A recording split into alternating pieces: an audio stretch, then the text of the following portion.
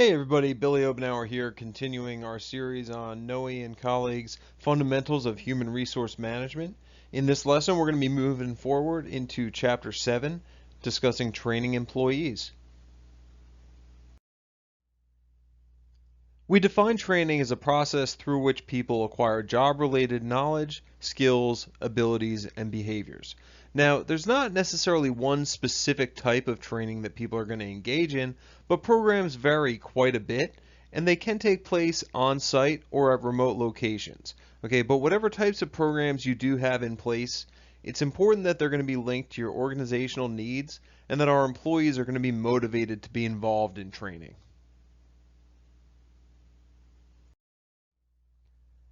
Now, you might be wondering how important training really is to human resource managers, but training is very important. Okay, if we go back to the beginning of this course, we talk about developing human capital. Okay, and training contributes to developing human capital. And it's critically important today because we're seeing a lot of changes in industry, and many of these changes are technology related. We're seeing new technologies that are changing the way we run manufacturing and warehouses. We're seeing retail stores and fast food restaurants be changed by automated kiosks. We're even seeing a ton of changes in higher education, where when I went to school, we hardly even used computers, but today our students are interacting with computers for just about everything they do, and professors need to understand how to use all this technology. Okay, we're also seeing a lot of teamwork in the workplace. Okay, and you might be wondering, well, why does teamwork mean that we need training? Well, the fact of the matter is that we often put people into teams and they struggle. Okay, so we need training to help our employees understand how to work most effectively in teams.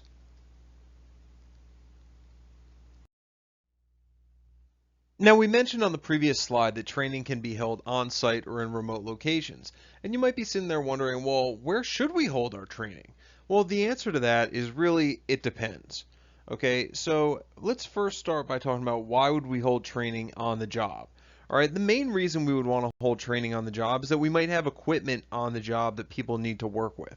Okay, so it's going to be much more effective to train a cashier on the job where they can use a register than to train them in a conference room at a hotel where they don't have access to any equipment they need. If you need to train a forklift operator, you'd like to be able to train them on a forklift, which might mean that they're going to need to be in the warehouse or in the facility where you have that machinery. Okay, well, it also is a little bit cheaper to hold training on the job because we don't have to pay for another location. So now you might be wondering, well, why would we hold training at a remote location? Well, the primary reason we would hold training at a remote location is because we want to limit interruptions. Okay, it's often very difficult to engage in training while people are calling you, stopping in to check and see if you can help with something, just ask you one little quick question. Okay, but as we're making this decision about where we should hold training, we have to consider that it's a little bit of a trade-off. Okay, it's a trade-off between the reasons why we would hold it on the job and the reasons why we would hold it at a remote location. So we need to balance the need for equipment and interactions that we would have on the job site versus the need to have training without interruptions. In order to link training to organizational goals and needs, we're going to engage in a process called instructional design. And we're going to spend most of this lesson talking about the different steps involved in instructional design and what those steps actually look like.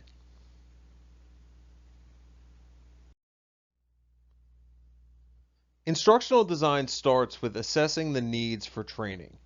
The next stage is to ensure readiness for training within the organization. Okay, once we've ensured readiness, we're going to begin planning the training program, looking at the objectives of training, potential trainers, and methods that we're going to use. Once the training program has been planned, we're going to implement the training program. And then finally, we're going to evaluate the results of training. And along the way, at each step, we're going to consider feedback.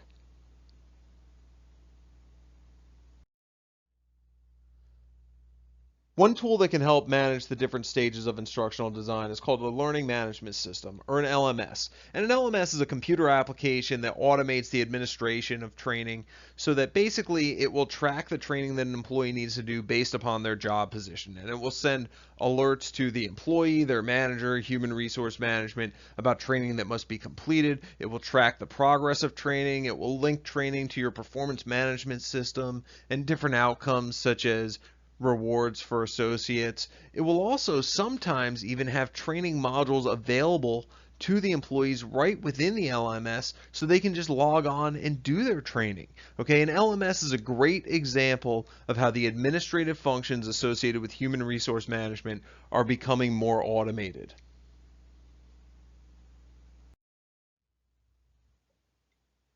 In the first stage of instructional design, we're going to conduct a needs assessment. And here we're going to evaluate the organization, individual employees who may need training, and the types of tasks that are going to be involved in training. And ultimately, what we're going to be trying to do through the needs assessment is answer the question, is training the answer to our problem? In the organization analysis, we're going to be trying to identify if our organization itself is truly set up to support training. Okay, so we may look at things like the organization strategy. Are we growing or are we downsizing? Well, if we're growing, we're obviously going to need training for new employees and employees who are getting promoted and so on and so forth. But what about downsizing? Does downsizing require training? Well, yeah, it actually does, because when we're downsizing, a lot of times we're condensing jobs, right? We're consolidating positions. So a person who's staying with the company may have to learn how to take on new jobs and new responsibilities, and training may be necessary for that. We're also going to look at resources available for training. So we're going to think about, do we have the right people to do the training? Do we have trainers who can conduct training within the organization? Do we have the right equipment for training, or would we have to go out and rent that equipment? Okay, also, do managers support training? Are managers going to buy in and truly be the champions behind training that we're going to need? If your organization is truly set up to support training, you're going to include training in your labor budget and your forecasting models. When I was in management, one of the big problems that we had was our forecasting models didn't really consider training. Okay, so I may have a department in my store that was staffed by one single person, and there was no time allocated for that person to actually engage in their training. Okay, so I'd have one person in a department all day long. They would leave, another person would come in, but we never had multiple people in the department. So when people had training assigned to them, they couldn't actually get away from the sales floor in order to complete their training. All right, consider an example of a nurse in a hospital. I mean, my wife used to be an ICU nurse. All right, she was also a certified BLS trainer. One of the challenges that she often had with doing BLS training was making sure she was going to have coverage in the ICU so that she could get off the floor and do the training. Okay, we need to make sure that we're scheduling appropriately so that our trainers have the ability to train and so that our employees have the ability to engage in training.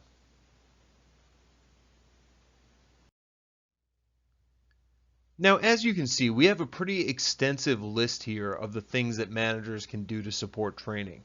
All right, as we go through this list, though, I'm really going to focus on 3 items here where I'm going to elaborate a little more on them. Okay, so for starters, managers can understand the content of the training. If you don't understand something as a manager, how do you expect your employees to take it seriously? Okay, you can know how the training relates to what you need your employees to do. Okay, you should be able to articulate why the training is important, and that's going to relate to one of our later points. Okay, in performance appraisals, evaluate employees on how they apply training to their jobs. Okay, and this really needs to be done in an honest way. It can't be something where we're just checking the box. All right, when I was a manager, I actually one time had my boss put some training in my performance review, and I thought it was really cool because they had a whole development plan in there and they had some training that they wanted me to do. So I started scheduling the training, and the training required me basically to go away for a day once every 2 weeks. All right. After a couple months, my boss reached out to me and said, "Hey, why are you traveling so much? It seems like you're away way more than you should be." And I said, "Well, I'm doing my training that was on my plan." And he said, "What do you mean your training that was on your plan?" I said, "Well, in my review, you assigned me to do this training bi-weekly, and that's what I'm doing." And he said, "Oh, I don't need you to do that. I need you to just be in your location doing what I need you to do for your job. He said, I had to put something about training in your review, and that's just what I put in there. Well, after that moment, I never really took training seriously when they would talk to me about it because I realized that I was being told to do something because we had to say we were doing training, but it wasn't actually something that my manager was supporting. Okay? We need to support employees' use of training when they return to work. So when we see them doing something that they just experienced training on, want to make sure we reinforce that in a positive manner. Okay, we want to ensure that employees have the equipment and technology needed to use training. All right, you wouldn't want to train someone how to use a piece of equipment and then not actually have them use that piece of equipment in their job. Okay, we need to discuss with employees how they're going to use the training. We need to recognize newly trained employees who use training content. We need to give our employees release time from work to attend training. So related to what we talked about before with scheduling, employees need to be able to get away. It shouldn't be their responsibility to do training and also to find a way to get to training. All right, we need to explain to employees why they've been asked to attend training. And this relates to a few of the different points that we talked about here, but if we need our employees to buy in, we need to be able to articulate to them why it's important that they're going to do that work. Okay? We need to give employees feedback related to skills and behaviors that they're trying to develop. Okay, that helps to reinforce that the training matters. And if possible, managers should be trainers as well. Because when managers are trainers, they're investing in training, which is sending a signal to their employees that it's important.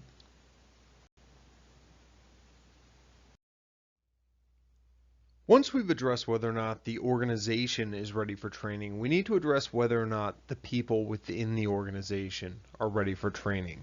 Okay, and part of what we're going to look at here is, are our deficiencies in performance a result of a lack of knowledge, skill, or ability? Okay, and I'm going to walk you through an example on this one. Years ago, there was a school where there was an issue with a mandated reporter law not being followed, and the superintendent of the school district was continually saying, we followed the law, all of our employees followed the law, everybody did just fine. And about 3 months into the public giving comment on this issue, the superintendent said, well, this is going to be fixed because we're putting everybody through mandated reporter law training. And the question that came up next was, well, if nobody did anything wrong, how is training going to solve the issue? Okay, so we need to understand, if there is an issue, is the issue caused by a lack of training? You know, to look at it in a different context, imagine you were running a warehouse and you had people who were very slow at the job they were doing. Okay, and you found out over time that part of the reason for this was because their machinery was breaking down on them. Maybe they had bad batteries for their pallet jacks, or they had some other type of issue. Well, training is not going to solve that. You need to fix the machinery. Okay, so we need to make sure that we understand whether or not the performance issues we're trying to address are something that can be fixed by training. We need to identify who needs the training. Okay, just because some employees need training doesn't mean that all employees need the same training. And we also have to address whether or not the employees themselves are actually ready for training. Do they support training? Do they understand why they need to go through training?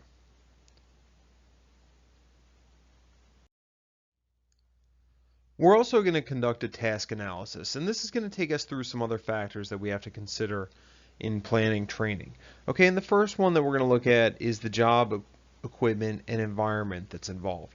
Okay, so do we have the equipment in the right place to conduct training? What are our time constraints? Okay, we talked before about being able to schedule training. What are some of the factors that we have to consider in that light? We also want to think about safety considerations. Imagine we're training people on heavy equipment. Okay, how are we going to train them and let them operate this heavy equipment in such a way that we're not going to put people in danger and we're not going to risk damaging our building or product and things of that nature? Okay, we also want to think about performance standards. All right, how well do we expect somebody to be able to do this job? Some jobs are going to be more important than others in terms of performance standards. So for example, if we were teaching people how to use a new computer system at work, we may not need them to be perfect on that computer system. They may just have to have a functional knowledge. Okay, but if we're teaching somebody to do CPR, we may need them to be a little bit closer to perfect on that, right? Because when they're doing chest compressions, we have to make sure that we're hitting exactly the right spot, or the CPR is not going to be effective. Okay, so the performance standard is going to vary based upon what type of task we're looking at. And along those lines, we're going to rate the tasks. Okay, we're going to look at the importance of the tasks. We're going to look at the frequency within which the task is done, and how difficult the task is. And the more important a task is, more frequently it's done, the more difficult it is, the more emphasis we're going to have to put on training.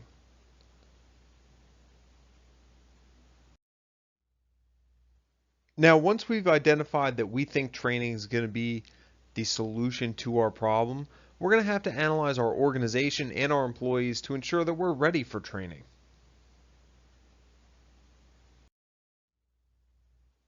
Now, as we analyze our employees' readiness for training, we're going to look at three key areas. All right, first, we're going to look at our employees' ability to learn. So do they have the different skills that are going to be necessary in order for them to learn what we want to teach them during training? All right, next, we're going to look at their attitude. Okay, so how do they see training? Do they see value in the training? All right, do they see positive attributes associated with training? Are they coming into this looking at training in a positive way?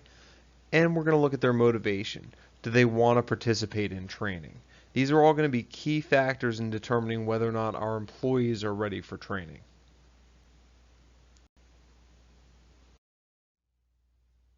We're also going to look at factors that will contribute to whether or not the organization is ready for training. Again, we've talked a lot already about situational constraints, such as whether or not we have the right resources, such as equipment, learning tools, and things of that nature. We've talked a lot about time as well. Okay, these are factors that are going to be very important to identifying whether or not the organization is ready for training. We're also going to look at social support. Right? If you're in an organization where people are telling you, oh, the training is really stupid, and you just have to get your way through that training, that's not really the kind of social support that we need for our training to be successful. We want to be somewhere where employees are enthusiastic about training, where they encourage each other to be involved in training. That would be a signal that the organization itself is contributing to readiness for training. Now, after we've identified that the organization needs training and that we're ready for training, we're going to move forward into planning the training program. And we're going to talk about the objectives associated with this a little more on the next slide. Okay, here we're going to talk about trainers and methods a little bit. All right, so some of the questions that we're going to have to evaluate here as we plan the training program are we're going to have to think about who's going to provide the training. Okay, what types of topics is the training going to cover? The training can't cover everything, so we've got to narrow down what topics we really want to focus on. What types of methods are we going to use? And we'll talk about methods a little more later on in the lesson. And how do we evaluate the training? How are we going to know if the training was successful or not?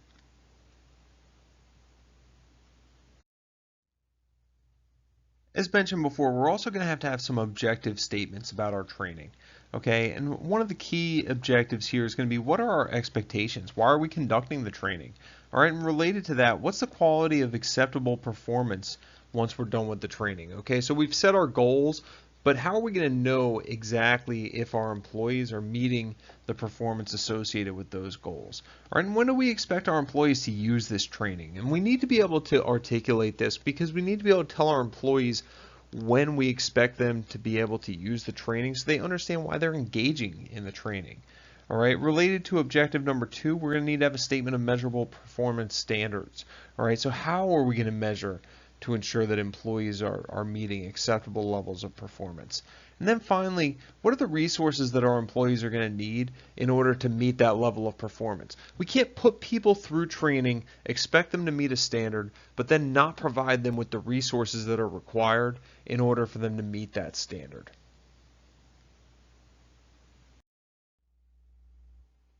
Another important question that you're going to have to answer as you're planning your training program is who's going to conduct the training?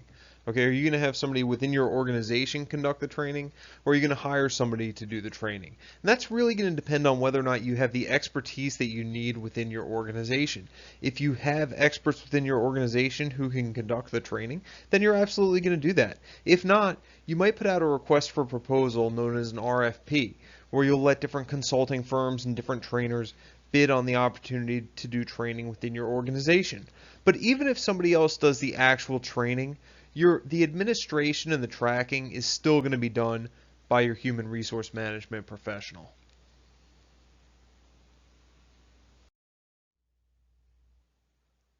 You're also going to have to make decisions about what type of training you want to do.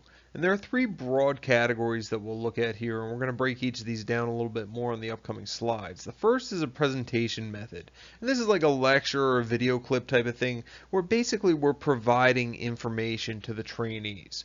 All right, second, we have our hands-on methods. And what hands-on methods do is they essentially allow the trainees to have an opportunity to work through a process. And then finally, we have group building methods. And the group building methods are going to allow people to interact with each other.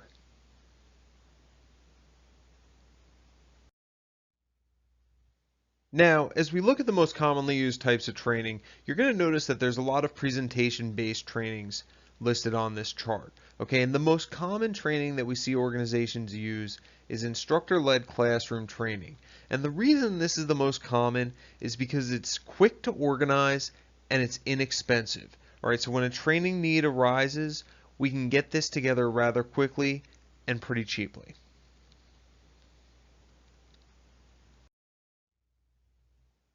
Now, classroom instruction may look a lot like what you could have experienced in high school or college with somebody standing in front of a room and maybe going through some PowerPoint slides and talking to you about different aspects of what's in those slides. Okay, and basically they're conveying information to you.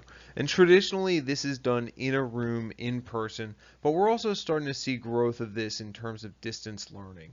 Okay, and when we do it in distance learning, trainees can be in different locations. They may all be in different locations, or we may have centralized training rooms in different locations. All right, and we'll use video conferencing software like, something like a Zoom or a WebEx or even a Skype, something of that nature. Okay, and one of the drawbacks to classroom instruction, particularly when it's in a distance learning platform, is that we may have some limited interaction. Okay, because we may have timing that we need to go through specific lessons, we may need to get through a specific amount of information, so there may not be a whole ton of interaction between the trainer and the trainees. A lot of organizations are also moving towards using computer-based training. And what the computer-based training allows them to do is it allows them to set up training modules, and the training modules are essentially tracked through the system, and the employees will log on, they'll complete their training, and the system will track whether or not they met the objectives and move them forward and so on and so forth. So computer-based training is becoming really popular because it's not all that expensive to administer. Okay, it can sort of track itself, so to speak, and employees can really take ownership of their training.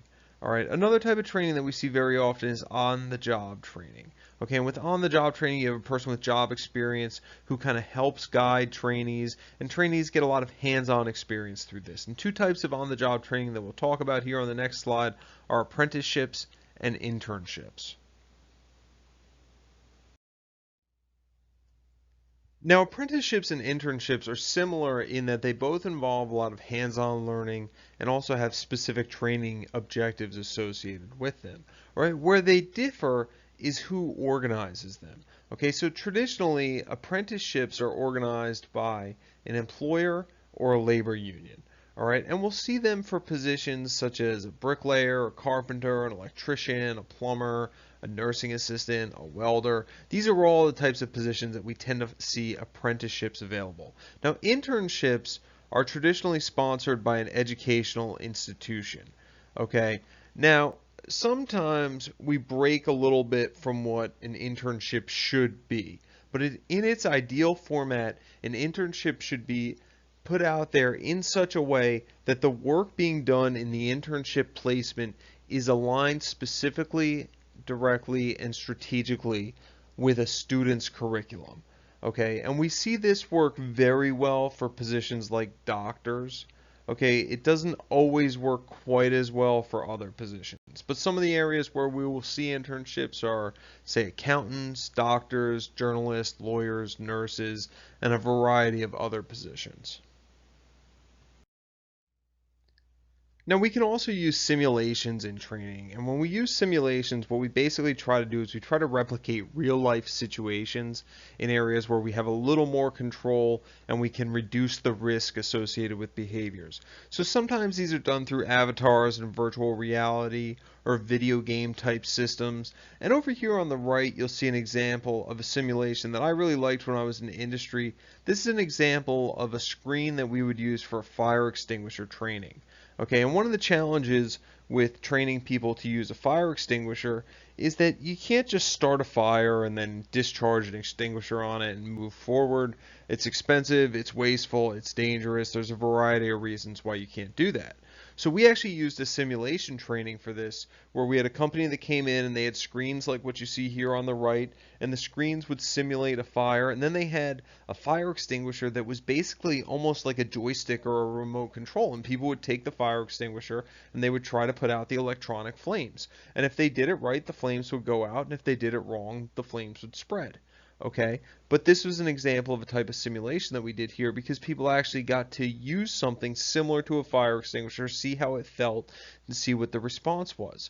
All right, you'll notice over here, if you look at this, you'll see if we wanted to buy the equipment for this, the screen alone would have been $11,000. So that's an example of something where you'll look at when you think about doing training in-house or contracting it out. Okay, it wasn't really cost effective for us to purchase this equipment, so we contracted it out to somebody who could do the training for less money while bringing in an expert at this process. Somewhat similar to simulations or business games and case studies. With business games, trainees will gather and analyze information and make decisions to influence the outcome. And with a case study, the information is basically put together in the case study for you, and participants will read the information, analyze the situation, and discuss potential outcomes and solutions.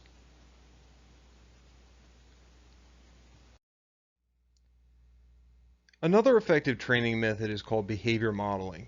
And with behavior modeling, we basically try to teach people how to use a skill and then let them model the behavior. So we'll teach them about negotiations and then put two people into a simulated negotiation together. All right, or we'll teach about a sales technique and then let one person be the salesperson while another person plays the role of the customer.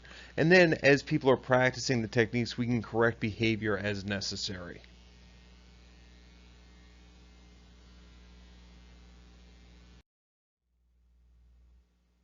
Next, we're going to talk about implementing the training program.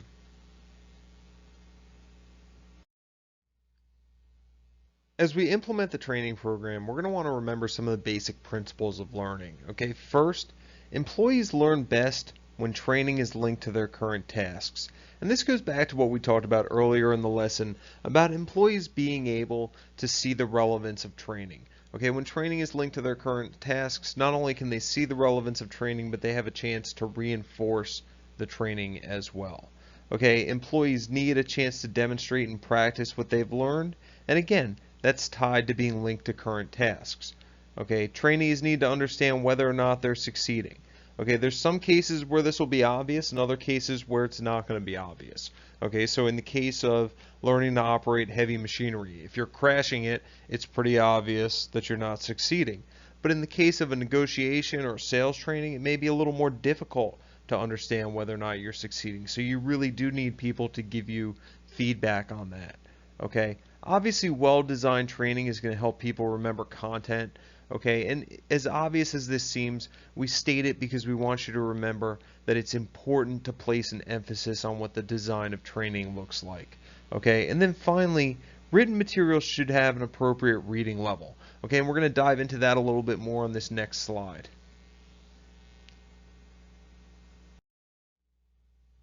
So you might be wondering how you know your materials are written at an appropriate reading level. Well, if you're creating materials in Microsoft Word, there's a tool here that you can use. If you go into the Word options, you can click over here on proofing. And then from proofing, it's going to open up this window, and you've got this little box here you can check that says show readability statistics. Okay, and what that's going to do is every time you run a spell check in addition to getting the things you're used to getting, where it shows you like your counts, your words, your characters, all these things, you're going to get this stuff at the bottom in the box here that shows you readability. Okay, and it's going to give you the Flesch Reading Ease score, and it's going to give you the Flesch Kincaid grade level. Now the grade level is really intuitive. If you look at the example I've got here on the screen, it shows you 4.4, and what that means is whatever we checked here is really written at like a 4th grade reading level. Okay, so lower numbers here mean that something has higher readability. Okay, then we've got the Flesch Reading Ease here, which is 73.8 on this one. Okay, and the Flesch Reading Ease means a higher number is going to be more higher readability. Okay, so basically these work in inverse, where if the reading ease is high and the grade level is low, the readability is higher. And if they're reversed, where the reading ease is low and the grade level is high, then the readability is lower. Okay, so what's the right number? Well, for an entry-level job, you probably want your grade level to be somewhere around 10, because we just want to make sure that we have high readability and that we can reach, a really broad audience with it. Okay, now if we're conducting training for doctors or lawyers or people who have been through high levels of education, obviously that grade level can be higher. So we really have to consider who our audience is there and know what our audience is going to be comfortable with. Now, as we're implementing the training, we also want to make sure that the conditions for transfer of training are there. And what that basically means is that as people are experiencing the training, they're going to be able to transfer knowledge into memory so they can recall the knowledge and use it later on. And a few of the things that we can do are make sure that the knowledge, skills, and behaviors learned are going to be used in the job after they leave the training. We want to make sure there's social support in the workplace for the training, and also we can help facilitate communities of practice. And what communities of practice basically are going to be different employees who have undergone the training, who can discuss their experiences and discuss how they're using the training in their jobs. Very similar to how students may leave a classroom and discuss the class outside of the actual designated class period.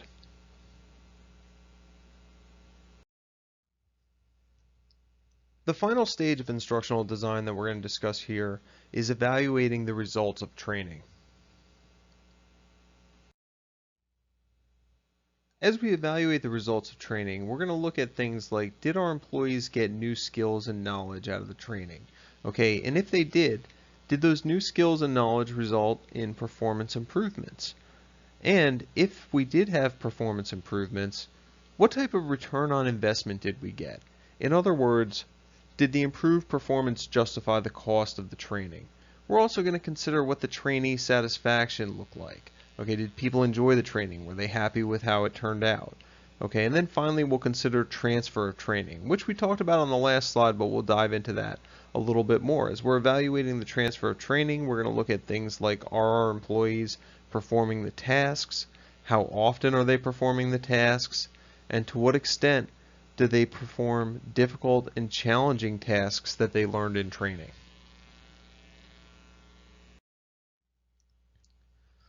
Here's another list of training outcomes that we'll look at as we measure the results of training. And some of these overlap with what we just discussed a little bit. All right, for one, we'll look at information such as facts, techniques, and procedures that trainees can recall after training. We're also going to look at skills that trainees can demonstrate in tests or on the job. All right, we're going to consider trainee and supervisor satisfaction with the training program. We're going to look at the satisfaction of both parties here. All right, we're also going to consider changes in attitude related to the training content. So for example, if somebody thought something wasn't a safety issue and then they went through safety training, did they maybe have a different attitude towards that issue than they did prior to the training? And then finally, as we said on the previous slide, we're going to look at improvements in individual, group, and company performance. So once we've measured the results of training, we have to figure out how to apply these evaluations. And really what we're going to do here is we're going to use these evaluations to help make decisions about future training in the organization. And it may be that we're going to do away with the training program. It may be that we're going to make modifications to the training program. It's really going to depend on what we find out in that evaluation. Okay, now some of this is going to come from observations and measurements, maybe some surveys, but we also want to consider other contextual factors that we see within the organization. So if people were showing up late to the training, that would be a signal that they didn't think the training was important. If people quit shortly after the training, that would be a signal that the training did not help them in their job. So we want to look at pieces like that as well.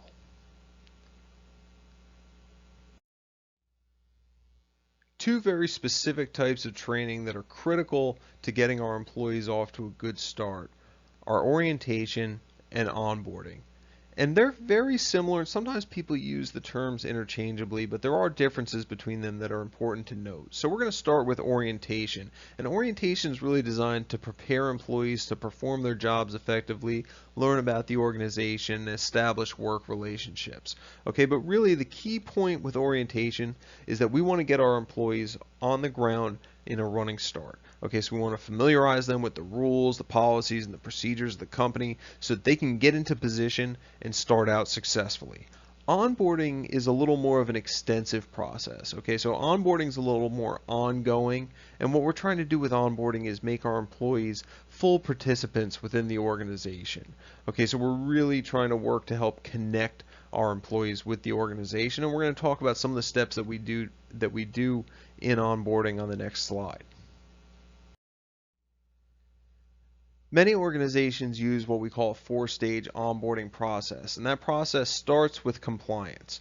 Okay, and the goal here with compliance is just to make sure that our employees understand the company policies, rules, and regulations. Really, that first step is very closely tied to your orientation. All right, then we move on to clarification.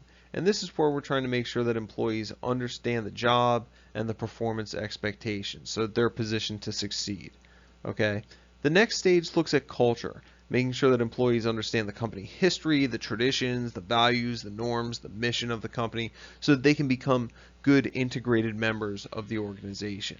All right, and then finally we have the connection stage, and this is where we're focused on making sure that employees understand and develop working and interpersonal relationships with other people within the organization.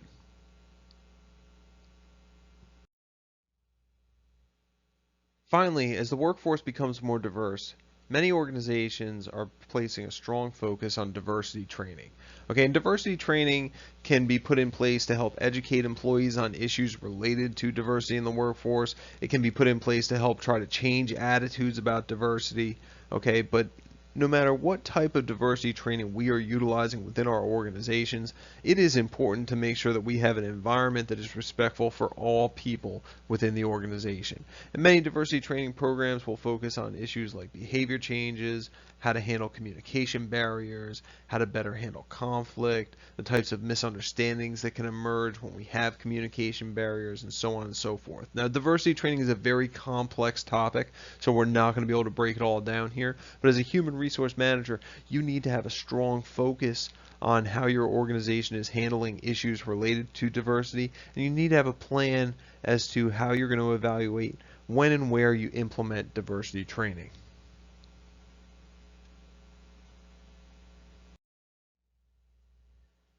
All right, thanks so much for joining me here for this lesson on training.